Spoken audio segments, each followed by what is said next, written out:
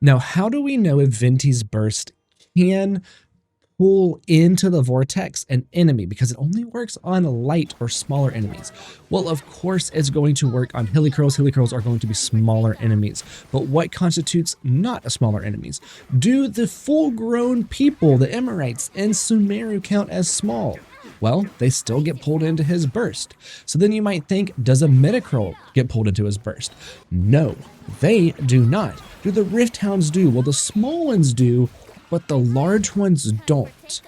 So that's kind of where you draw a line. Of course, bosses aren't going to be pulled in like this Aeon Blight right here. That was never going to be an op. So if you're planning on using Venti specifically for his burst and his grouping, you got to think about what enemies are going to be pulled into the vortex, or if it's a boss in the abyss, because a boss definitely isn't going to be pulled into the vortex. Now, just because they won't get pulled into the vortex doesn't mean that they won't be hit by it if they get close to them. So you can kind of put the vortex on the field and then just move around a bunch to keep the enemies near the vortex, allowing for that Animo to swirl and do damage. So Venti isn't completely taken out of the game whenever you're fighting something that can't get sucked into the vortex. Now that's going to be it for this video. If you enjoyed it, make sure you like, comment, subscribe, all that fun stuff, and I'll see you in the next one.